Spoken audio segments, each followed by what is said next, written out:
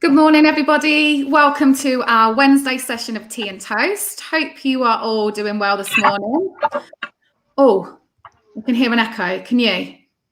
Did you guys hear it? Oh, maybe it was just me. Anyway, as you can see, I'm joined by two lovely ladies this morning. So we've got Georgia. Morning, Georgia. Morning. Are you all right? Yeah, how are you doing? Yeah, all good. All good. And we've got Lauryn with us today, one of our lovely uni students. Hi. How are you, Lauryn? I'm good, thank you. All right. Yeah. Cool. Well, I was just saying to the girls before we come online, it's all been a little bit stressful this morning. We've had a few gremlins in the old, the works of our, all this technology we're having to do, and it's not playing ball with us this morning. So bear with us if we do have any technical sounds or problems along the way. We've tried our best to get there, so hopefully we'll be okay. We've had a chat with the gremlins, haven't we? We have. We've had a chat with them, told them off. Gremlins, yeah, told them to do one until at least 11:30. Yeah. Laurel's just said good morning. Morning, Laurel. Hope you are doing okay. So today's session, let's kick off, as I love to do, with before we start. So Wednesdays, as we explained last week, are all about mental health. Last week we spoke about self-care tips, and this week it's quite similar, but we're doing everyday mental health. So it's a really, really important subject at the moment. But before we kick off, let's talk about how we are feeling today, and let's describe it through our internal weather. I love doing this. So many people hate it. Luke hates this. When Luke used to do every tea and toast with me, he used to hate doing internal weather, but I love it. So until you two start telling me you hate it as well, we'll carry on doing it. We'll have to think of a new one. So I'll kick us off then. So my internal weather today, not actually too bad. A little bit cloudy, a little bit of sunshine. I'm feeling a little bit stressed at the minute just because of the past sort of 20 minutes of trying to get all of this sorted. But other than that, yeah, I'm not feeling too bad. So a bit sunny, a bit cloudy, just, an average sort of day, really. Come on then, Lauryn, how about you? I am on the beach. You on the beach? Hot, sunny, yeah. Yeah, I'm really hot. Oh, that's a good one. You're on the beach. Blimey. You're having a good day. And what about you, Georgia? What a delightful one are you going to come out with today? You're going to roll your eyes. Mine. I am a tropical storm. Ooh, a tropical storm. Get you. Yeah. So because it's kind of tropical storms are hot, aren't they? Yeah, they're hot. So I'm happy, but I'm also fierce. Oh, okay. Yeah. And sometimes as well, a tropical storm, it's quite, you want a tropical storm because it clears the air, doesn't it? And, it gets, and I love a tropical storm. Love that. Laurel's just said Laurel's a bit cloudy today. Oh, Laurel, I hope you're okay. Hopefully there'll be a bit of sunshine poking out those clouds a bit later on today. I think it's quite normal at the moment for people to feel a bit cloudy or a bit stormy. I mean, obviously, apart from Georgia and Lauryn, who are living their best lives in their tropical weather on the beach, you're making me out to be positively miserable. But yeah, I think, it's good days and bad days at the moment, isn't it? But it's all good. So I'm just going to pop something on the screen for us all to see. So what we're talking about today, everyday mental health. I think this subject is just so relevant at the moment. Like I probably said it last week, but mental health at the moment is just affecting everybody, isn't it? Even if you're someone who hasn't felt you've ever really dealt with any sort of, mental health problems or issues, I think we're all feeling it a lot more. So sorry, my son's making stupid noises in the background. I just said, sorry, the joys again of working at home with your children there. You've got your own gremlin. I know, yeah, he is my own gremlin, actually. I've got two gremlins living in this house. So sooner them schools open again, the better. But anyway, okay, let's kick off then. Georgia, can we move on to the first slide? We can indeed. There you go. Oh, okay. So we're going to do a little bit of meditation. Let me just put it out there. I am in no way an expert on meditation. I haven't got any qualifications in it. what I have found probably over the past year, as I do suffer with my mental health and with my anxieties and things like that. And I, throughout this pandemic and having my children at home and homeschooling, I've had to sort of try and find new ways to help myself, because I think it's really important at the moment. You know, we've got to try and do as much as we can for our own self-care and help as possible, because there's not a lot else we can do at the moment.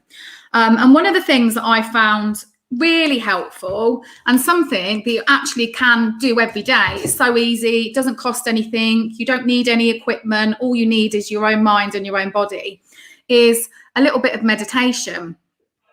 Now I'm going to talk us through just it's very short, a little bit of a guided meditation. And actually the one I am going to read out is actually directed to children. Now, I think this will be really useful for any parents at home who are watching at the minute who are feeling like perhaps their children could do with a little bit of, you know, relaxation. Or this one's actually aimed for either just before they go to bed or just as they wake up, because those 2 times of the day are really important. Now, although this is aimed at children, once we've done it and you've heard it, I think you'll agree that this is really, you can use this for any age. It's not just a child's one. It's really relatable for all of us.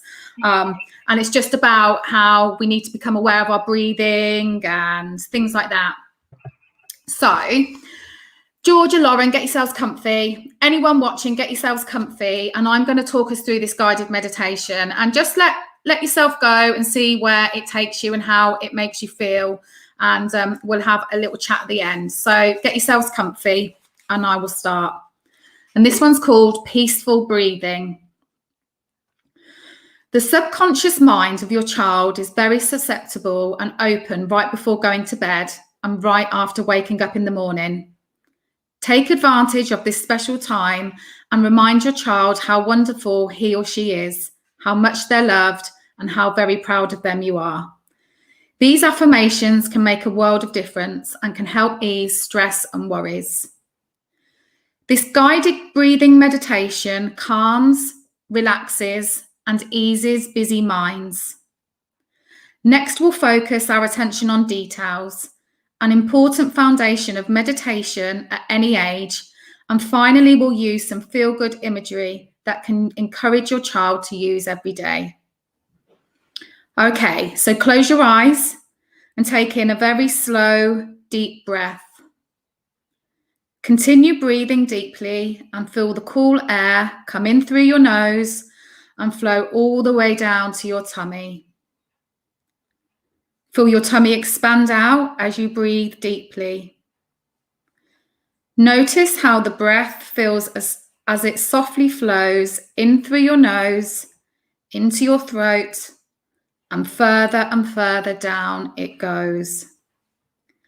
Make sure your tummy is moving slowly up and down as you inhale and exhale. Isn't it nice to feel this calm and quiet after the wonderful active day you've had? It's really good for our bodies and our minds just to feel this calming breath flowing in and out. When we learn to pay attention to our breathing, we're actually practicing meditation. Meditation helps us focus and it gives us peace. Everyone wants to be more peaceful. Meditation is simply being very focused and calm within. Now for this moment, just listen very carefully to all the quiet sounds outside of you and all around you. You may hear outside noises. You may hear cars, birds, or perhaps something else. It's perfectly okay. We're just learning to pay attention, so just listen. Now, turn your focus inward. Listen very carefully and quietly to what you hear happening within your body. Can you hear your heart beating? Can you hear your breath as you breathe slowly and calmly in and out? Maybe your tummy is making noises. Maybe everything is very, very quiet. Whatever is going on inside, just take the time to listen very carefully and notice everything that's going on the inside. Paying attention to the sound of your breath is almost magical. Your whole body is alive and feels so good. You know this breath is very special. It's part of the energy that flows in and out of us, and by working with our whole body, it keeps us feeling so good inside and out. Allow the breath to fill up your whole body now and enjoy as the energy goes into each and every cell, each and every muscle of your body. Imagine that your happy breath is bringing a big, beautiful smile to every place in your body. Try to spend a little each day just imagining this. You'll be really amazed at how good it will make you feel all over. Now, when you're ready, you can open your eyes and give your body a big stretch. You've done a wonderful job, and I can just imagine all that happiness you've spread everywhere in your body. I'm really proud of you for your meditation today. Oh, felt a little bit tired reading that. How did you find that, ladies? That was great. I almost fell asleep. Did you? It's I relaxing. say try not to. Yeah, it's actually really relaxing. Yeah, Your I voice actually is relaxing. Yeah. It is. It really is. My therapist said she reckons I have ADHD, so it's actually very difficult for me to sit still and concentrate on things like that. But I was actually doing it. I actually managed it, so I'm quite impressed with your skills. Well, like I'm no expert. I was just reading off a sheet, but as I was reading that, I definitely felt like a calmness come over me. And I think, do you agree that although that was really sort of tailored to children, just that will work for adults as well? Even if, you know, at the minute, a lot of people are struggling with their sleep and things because of the stress and the anxiety going on at the moment. If you sat in your bed half an hour before you want to go to sleep and practiced your breathing, and I think that's a really lovely way to sort of calm yourself down and bring yourself some happy thoughts, don't you? Yeah. And also, what a lovely way, if your children, there's so many children at the moment. I mean, mental health in our children at the moment is at its highest. I actually, as I've said before, I've got 2 children, and they're finding this lockdown a lot harder mentally this time. And we had parents' evening phone calls with our school this week, and I was saying to the teachers, my children's teachers, like, this really is affecting the children in such a different way. Both of mine are really, really emotional at the moment and crying a lot and very, very clingy to me, which they're not normally like that.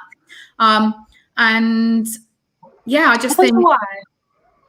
I think they obviously know coronavirus. They know that the world's changed to what they're used to. They're missing their friends at school. My son is playing. His thing is sport. He's not an academic. He's missing playing rugby and football. And I think they're just clinging on to what they know. Yeah, because they're with me all day, every day. It's like my daughter, she won't go to bed. She's 7. She's absolutely, no problem going to bed. But the past couple of weeks, she doesn't want to go to bed. I need to go back in and give her another kiss, another cuddle, another kiss, another cuddle. She's crying. And I just think their poor little brains, as a 7-year-old, she knows that everything's not normal and she knows about coronavirus, but it's such a massive change for them all. My youngest sister is 14, and she's a bit sassy. She's got a bit of attitude, and she just point blank refusing to do any schoolwork. She can't see the point.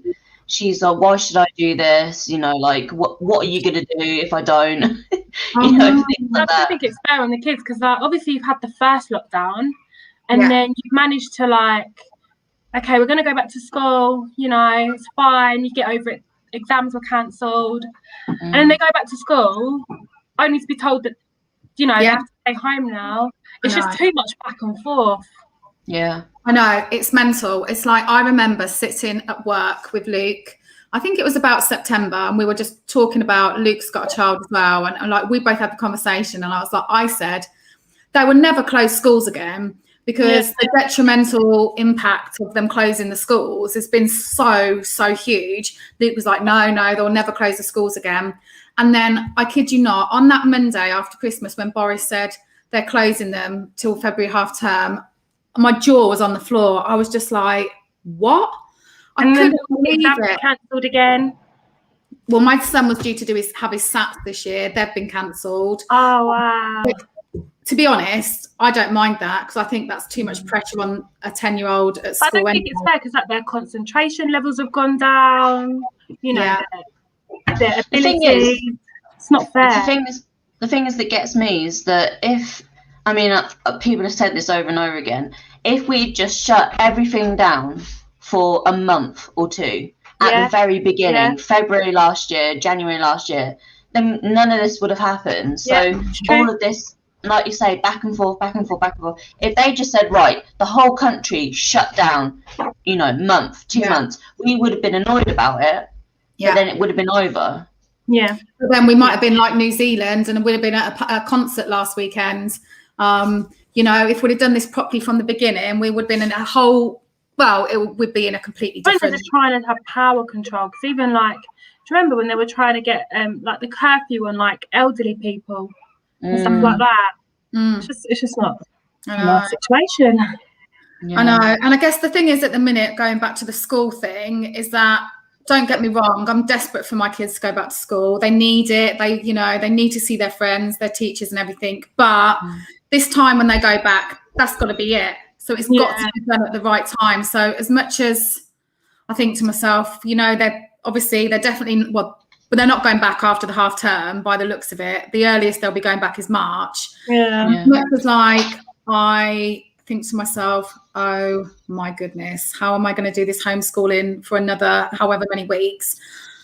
I'd rather that it takes a little bit more time, and then when they're back for good, and then we never have to do this again. It's got to be done right. You know, I think everything's always been opened up too quickly, you know, and although they say, you know, COVID is not harmful to children and all of that, and school's a safe place, but there you've got to still think about their little mini spreaders, and it's the teachers and the other staff, and so I just about even they're asymptomatic, aren't they? And there's so many teachers. There's teachers and you know, care people like that in the togetherness group, and so many have said, if you work in a school, you can see how one kid gets the cold, and then suddenly their best mate's got it, and then 5 other people have got it, and then it just spreads and spreads throughout the school. And bringing it home. And they're bringing it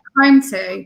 I tell you what, when the schools closed last time, my son didn't go. He went back for 1 day, because you know they only took certain age groups back, didn't they? Yeah. So my son only went back for 1 day, but my daughter went back for about 6 weeks, because she was in one of the year groups that they took back. Then they had the summer holidays off. Now, from March lockdown until September, not one of my children were ill. They didn't have a sickness bug. They didn't have a cold. They didn't have a cough. They didn't have anything. When they went back to school in September, within 2 weeks, they were so poorly with coughs, colds. I mean, my son had to have 2 days off school because he was so ill.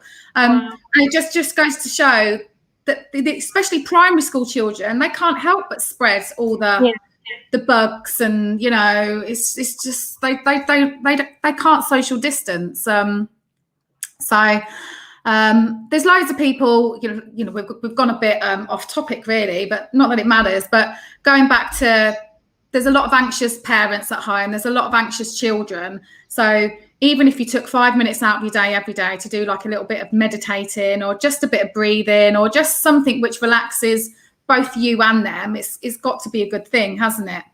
I just want to read out what Laurel just said. Laurel's just said the government is so stupid. Yeah, Lauryn, I completely agree with you on that one. I mean, it was pretty sombering day yesterday with the 100,000 deaths, wasn't it? Yeah. I don't know if any of you watched the press conference last night. I'm addicted to them.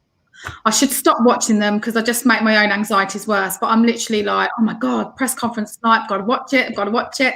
And obviously Boris was saying, you know, it's really sad and really sad how many people have died. They said apparently back at the beginning of this pandemic, Patrick Vallance, which is one of the medical scientists or something, isn't he? He said, you know, a good outcome will be if 20,000 people die.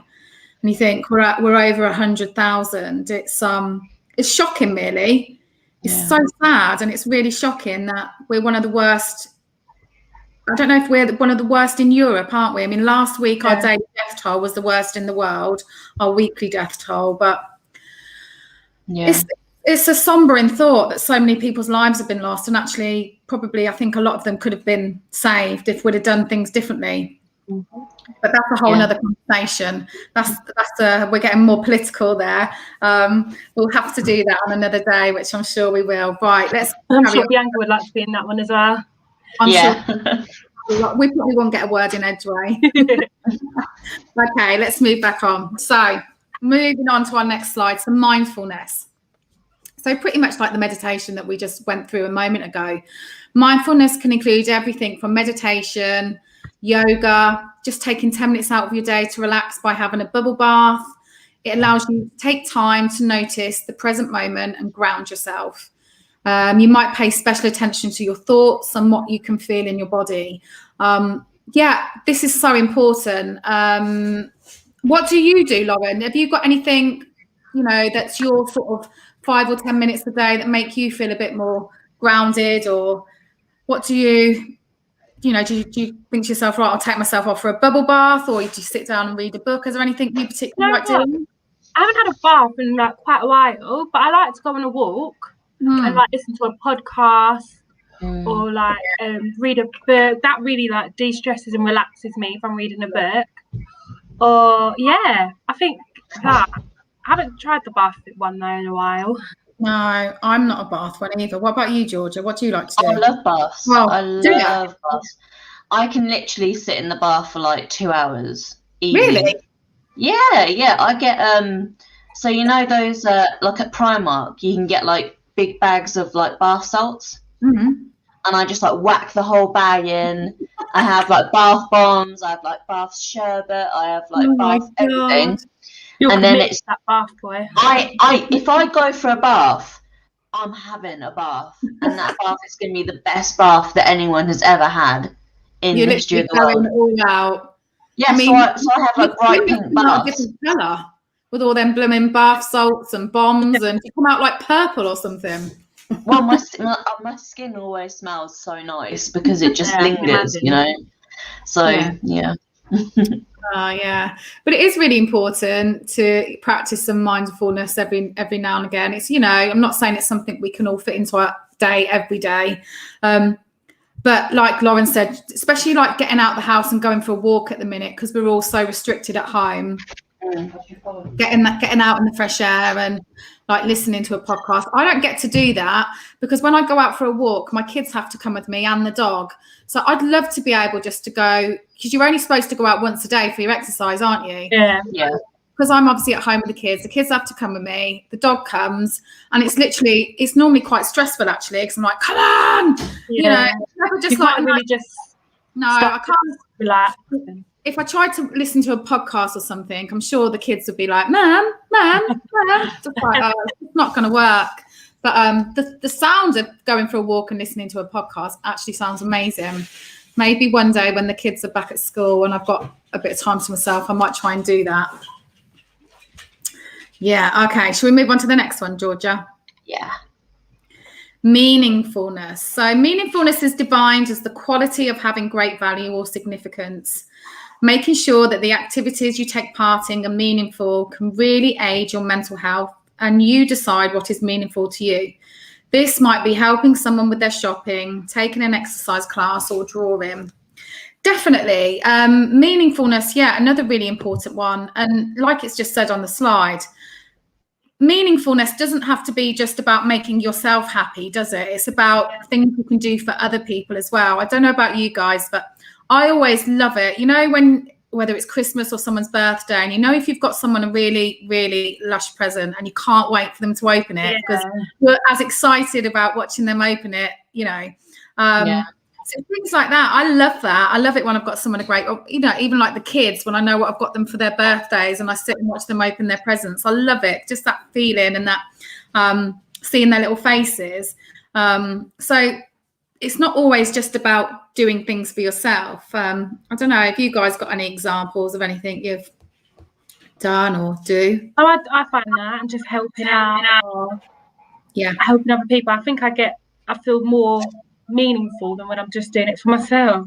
I think it is important because sometimes you can miss the balance and like help other people so much that you actually end up putting them before your own happiness or your own mental health.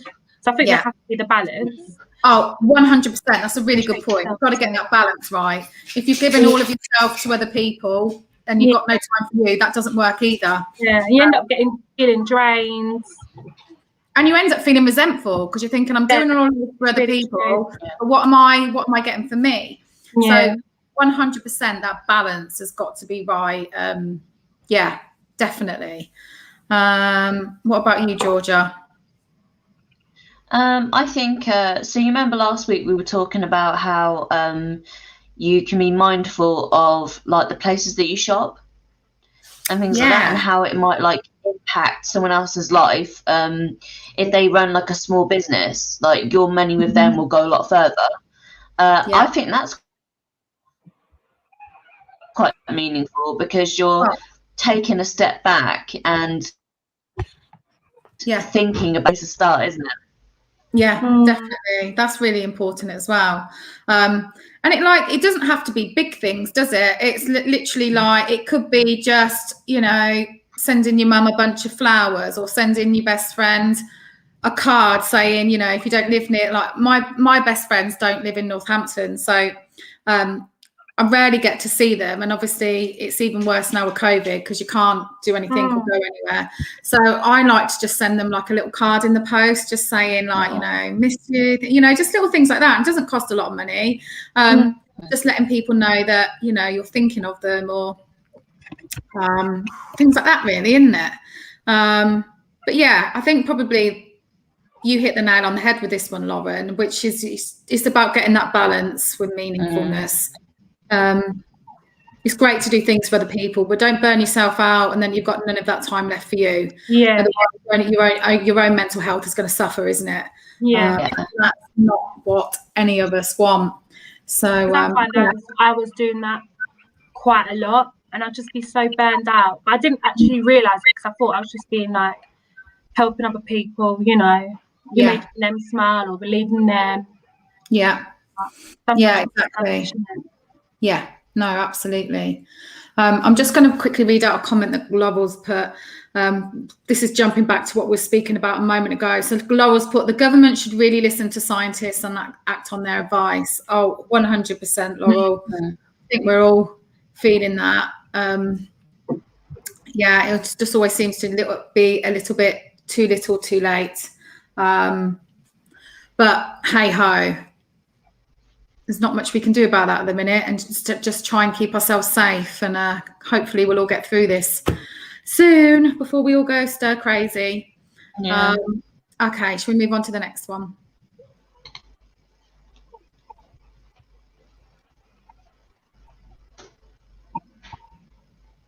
Is it up? No. Oh yeah. There we are. There we go. Okay, so thank you. Connections. Okay, so for some people, connection might be meeting up with your friends, obviously once it's safe to do so. But for others, it might be connecting online. Making meaningful connections with people in your neighbourhood can help your mental health by reassuring you that you're always connected to people around you, even if you live alone or you're having problems where you live. This is really important, and I think probably one of the things that people are missing most during this pandemic is those connections with people, because we're having to learn to communicate and to stay in touch and, you know, see people in a whole new way, really, aren't we? Because we can't go out and meet up with people, or go out for dinner, or, you know, go for a coffee, catch up with people. So yeah, it's having those connections perhaps in different ways.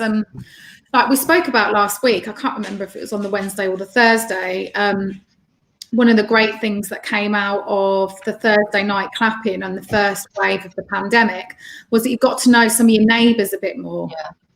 You know, because, you know, I think it must have been on the Thursday, because it's about community, really, isn't it? And about how sort of, you know, back in the day, everyone knew who lived down your street, or even if not the whole street, at least a few doors either side and across the road. And we seem to have lost that. One of the things that I heard so many stories about those Thursday night clappers was that it reconnected people again, and made you realise that, you know, there could be 2 or 3 doors down, someone living on their own that would love just for you to knock on the door and see if they need any shopping, or even, you know, just knock on the door and have a chat, because maybe they don't get to speak to anybody all day. But I think for our own mental health, the connections need to be kept up, because that's really important. I don't know about you guys, but like, since obviously you can't meet up with your friends and stuff on weekends, and sometimes like a friend will send a thing and say, oh, do you want to do a Zoom tonight? And, you know, if you've had like a bit of a rubbish day, and I'm like, oh, I can't be bothered, I just want to get in my pajamas and go to bed and be miserable. But it's a real effort. But I make myself do it, because I think, no, I haven't spoken to them for ages, I haven't seen them for ages. So, and you always feel better for having that chat with your mates, don't you? You don't. I don't think you really ever come away and think, oh, I wish I hadn't bothered speaking to my mates tonight. Sometimes it's a bit of an effort when you're feeling in a bit of a lull or a bit of a low place, but it tends to make you feel so much happier, and knowing that probably all your friends you're talking to are feeling pretty similar to what you are. Do you find that? Yeah, I think sometimes, you know, when you've been a bit lonely, it's like you need someone to call you and or voice note you, and they'll be really happy, and you're like, oh, okay, and it kind of like lifts up your brings you up, doesn't it? Yeah, definitely. Yeah. So I do. So have you ever used Netflix Party? No. It's so it's like a web browser application thing, and you can watch Netflix at the same time as someone else, and it gives you like a chat inside. So basically, you're watching it at the exact same time. So if you pause it, it's paused for both of you. Okay. And it's really cool. So I use that with my BFF George a few nights a week, and we watch like Drag Race and things like that, and we just have like a whole like chat thing. And so therefore, if you aren't in the mood to talk, you can just type, which I think is great, because sometimes I just can't. I didn't even know that existed. I've never even heard of that, honestly. You know all the technical things, don't you? Yeah, I am the tech guru of this chat. You are. That sounds really good, actually. You know, like you say, if you're not feeling like a massive chat, but you fancy just sort of connecting with someone and watching a film together, that's brilliant. Yeah, exactly. So how do you get that? How do you do it? So I will, do you know what, after this chat, I will put the link in the comments of this video. So anyone who wants to check out Netflix Party, I think it's changed its name to Tally Party, but I'll get you the link. You set up, watch stuff with your mates. Don't have to talk to them. You can just type with them. That sounds awesome. Yeah, stick that link in the comments if you don't mind at the end, Georgia, because I think maybe a lot of people might benefit from that, because that's a nice way to catch up and watch a film at the same time. I love that. Yeah. Awesome. So yeah, I'll just put this back up. Oh, where's the thing gone? Oh, phew. Gosh, had a panic there, and I thought the gremlins were back. So yeah, obviously everyday mental health and keeping up your connections, it's really important. And even if sometimes you don't feel like it, do make that effort, because I think it really can change your whole mind frame and your whole mood. of the day quite often. Okay, so moving on to our next slide, helping others. So another way to help your mental health is to do a well-being check-in with people you love and your community. Sometimes we're reluctant to give someone an honest answer when they ask how we are, but sometimes it can be really beneficial to let people know how you are and make sure you can help them when needed. That's so true. Now, I don't know if it's just a woman thing, but do you ever find people will go, "You're right," and even if you're not, you go, yeah, I'm all right. yeah, I'm all right, not bad, you know, instead of going, actually, no, I'm not all right. I don't know why we all do that. Why do we? Do you think it's because we don't want to burden other people, or? Yeah, it's like a societal thing.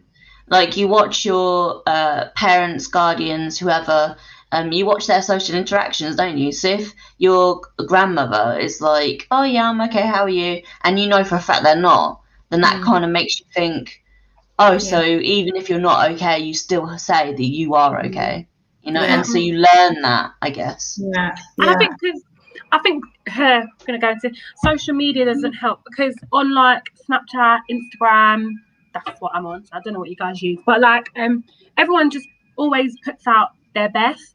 Yeah. And it's like you subconsciously compare yourself to them. So for you to go and admit to someone that, you know what, you're not doing so well when like they're living their best life, it's kind of a bit like, it's hard. I always talk about this. So I use Facebook and Instagram. They're my main two things. And on Facebook especially, it's just that people never put the bad stuff. They could have had the worst day, like, for example, homeschooling, everything's gone wrong, but then they'll just put a nice picture of their dinner. Oh, had such a great day. Here's my lovely dinner I've cooked tonight. Or, you know, when we weren't in a pandemic and people normally like, you know, when you see everyone's on holiday, like just before Christmas, I was so sick of going onto Instagram, seeing every famous person who was like, seriously, like, I'm here in the cold, and it just makes you feel miserable. But I always have to practice what I preach here, because I find it very hard. But I always say, you've got to remember, they're only showing you the best clips of their life. They're not showing you the meltdown their kids have had, or the really hard day they've had working from home, or the you know, the technical problem. You know, there's so many people don't show that. They only want to show the good bits. But what it can make other people do is reluctant to share the bad bits, because you feel like you're going to be the odd one out, and actually you're not. I try to be a lot more honest now on my Facebook posts and things like that, especially with the children at home again. And I know I talk about it all the time, but that is basically my life, homeschooling. And I try to be really honest. And, you know, if I've had a bad day, I'll say, this has been the worst day ever. This has happened. You know, if I'm going to put a post, I don't post loads. But I try to be honest, because I think that helps other people. If I'm on there saying, oh, we've had such a wonderful day and we've baked cookies, and we've, you know, in the first wave of this pandemic, I was so sick of people going, oh, we've had such amazing family time. You know, we've created a vegetable plot in our garden, and we've baked this, and we've made banana bread, and we've had a wonderful family walk. And it's like, shut up, I'm having the worst time ever.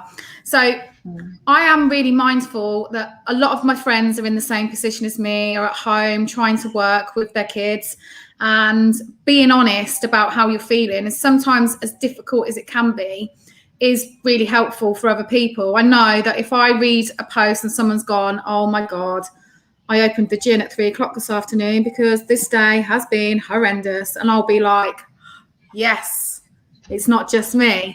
And that's what I was going to say. Like, when you end up being open and talking about it, actually people are like, I'm going through the same thing as well. And it's like, really? And it's nice to know that you're not the only one going through something. Yeah. Definitely. And I think this is the problem with social media. As much as, you know, it's a brilliant thing, it can also be quite a bad thing, in the sense of it can make people feel like very isolated and lonely, in the fact that, are they the only ones feeling like that? I don't know. What do you think, Georgia? Do you think, you know?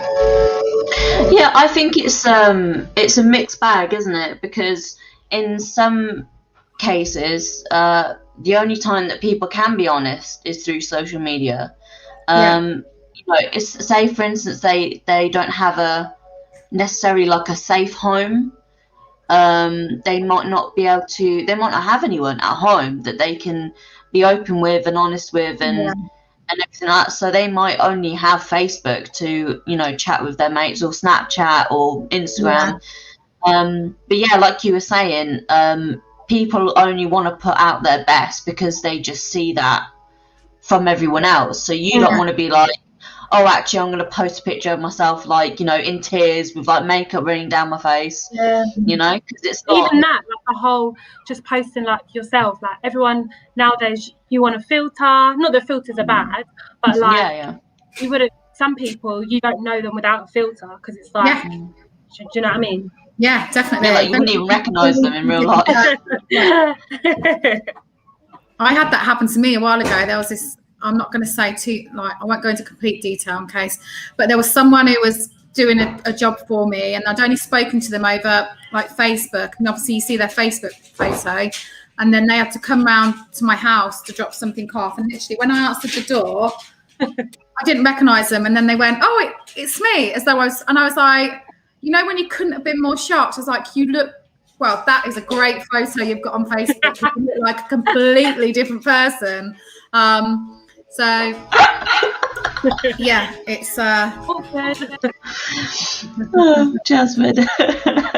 I know. I didn't say who it was, so if anyone's no one's ever going to know who it is. But yeah, there's some great filters out there these days. I'm not going to lie. I hate photos, and if I can stick a nice filter, like not to make me look a completely different person, just to like get away all the bags and the dark lines, and you know, I'm all for a filter, but you still got to keep yourself a little bit, you know, well, at least look like yourself, I'd say. Yeah. But you know, going back to what we're talking about, it is hard to admit how you're really feeling if you're feeling very much like it's only you. But you know, if we can all do it a bit more and be honest with our feelings and our emotions and what we're actually dealing with, then it will encourage other people. So like I say, I really do try hard to do that on Facebook, and if I'm going to post anything, because you know, you don't realize how much of a difference that can make to some people's days, you know, just a bit of honesty and knowing that we're not all alone in how we're feeling. Have we got any more slides left, Georgia? Yeah, we've got a few. Oh, let's rattle on through them.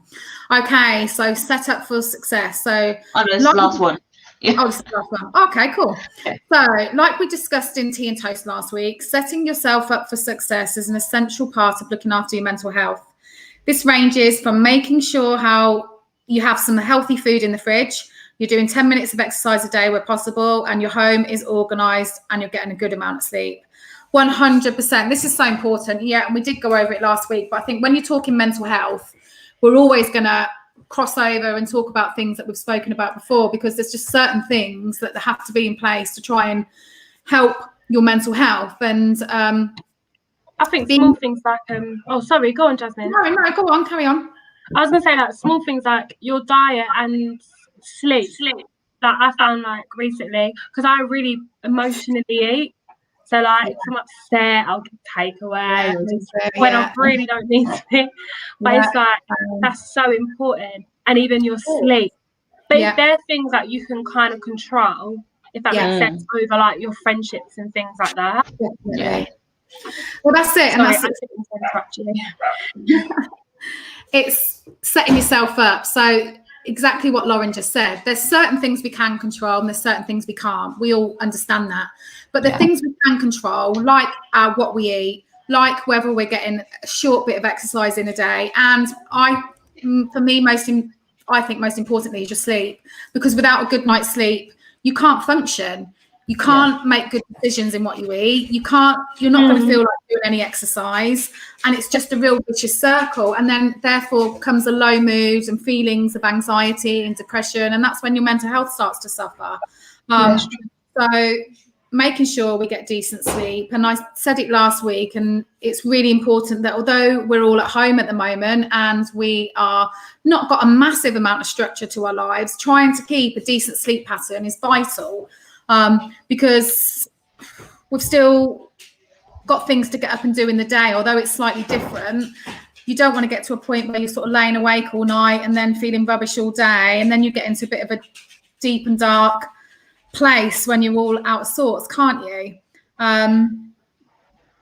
Yeah, and I think it's important to remember that all you can do is your best, you know. So like, even if you don't do the you know, you don't have the healthiest dinner, or you know, because sometimes for some people just getting something to eat is really difficult. Like, just making yourself dinner is hard. And I would much rather that someone had something to eat, even if it's a Chinese, than eat nothing at all and then feel like crap, you know. Or with sleep, like, if it takes you until midnight to get to sleep, try and get at least some. Like, don't be like, oh well, I may as well stay up all night, you know. Yeah, definitely. It's I mean, we've all got to cut ourselves a bit of slack, haven't we? It's not easy. Laurel's just said, be honest about your feelings, 100%. You know, cut yourself some slack. If you've been having a great week and then you think, oh, sod it, I'm going to have a Chinese, have that Chinese if it makes you feel better. If you think you're going to spend a night binge watching something on Netflix, which means you go to bed later, do it. Not saying don't do any of those things. What we're saying is just try and keep a little bit of structure and a little bit of how you can help yourself, because those things that we can control are really important, because there's so much out of our control at the moment, and that's what makes people panicky and nervous. I know it does me. I'm a bit of a control freak. I hate it when things are out of my control. So it's control the things you can. And just try and do the best you can. We're all, you know, we're all fighting different demons and different problems at the moment. So if you're doing your best, that's all you can do.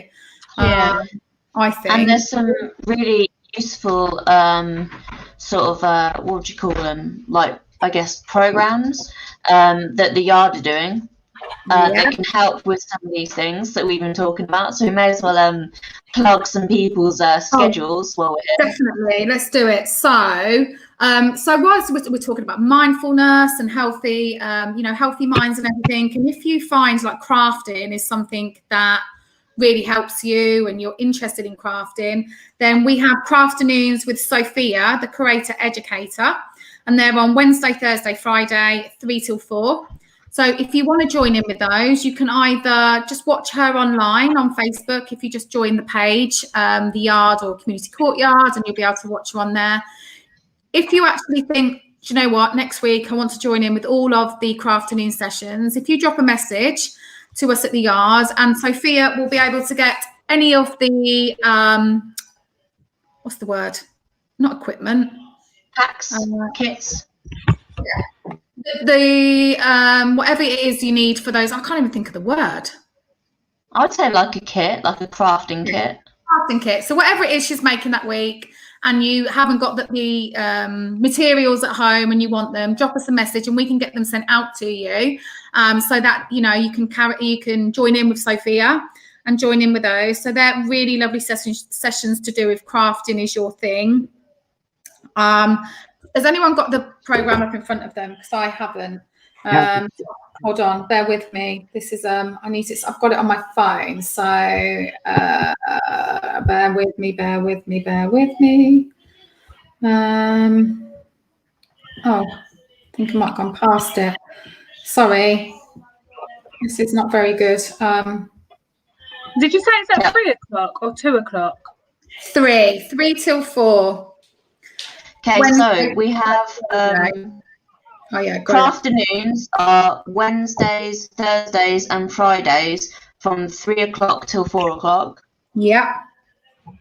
There's Dramarama. So if you want to get involved in doing some drama, public speaking, things like that, that's Wednesday from 10 to 11, and Thursday and Friday from 3:30 to 4:30.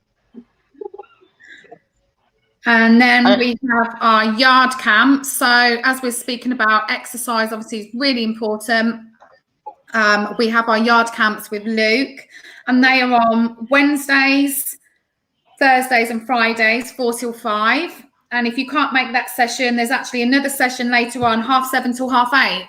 So that's Wednesdays, Thursdays and Fridays. So that's something good to get involved in if you can't get out to do any exercise and you want to do something at home.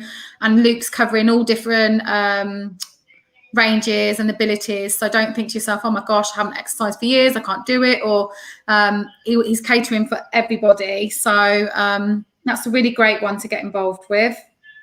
And today we're doing our first ever, Jasmin, ever conversation starter. I know, I forgot about that. You just reminded me. I'm scared. So scared. It's going to be a big chat. But so this afternoon, yeah, like Georgia just said, once a month we're doing a conversation starter, which is just delving a bit deeper into a subject or a topic that we think is relevant and, you know, applicable to quite a lot of people. So this afternoon we are talking all about loneliness. So we're going to be back on here at 12:30. And yeah, talking all things loneliness. So hopefully some of you will be able to come and join us. Lauryn, you're coming on with us, aren't you? Yes, hopefully. Okay. And then I'll message you, yeah. Okay, so hopefully we'll have Lauryn, but Georgia and I are definitely going to be there. Yeah, we're talking about all things loneliness. So if you fancy coming and getting involved in that chat, please come and join us. And they're going to be once a month. If there's a subject you think you'd like us to talk about at the end of February, drop us a line, because we want to be having the conversations that are relevant and important to you and that are meaningful conversations that are going to do some good. So we don't just want to talk about a subject and leave it there. We want to talk about a subject and then try and give some positive outcomes or positive help and advice to those problems. So yeah, if you think you're interested in any of that, come and join us at 12:30 today on here again. Okay, ladies, I think that's us done this morning. Thank you so much for joining. I hope everyone enjoyed that this morning. If anything was spoken about, you want to chat more about, you know that you can just message us on any of our social media or send us an email to shout@communitycourtyard.org and we'll get straight back to you. So Lauryn, Georgia, I'll see you girls in a bit. Thank you so much for this morning. Bye. See you later. Yes, awesome. Bye. Bye.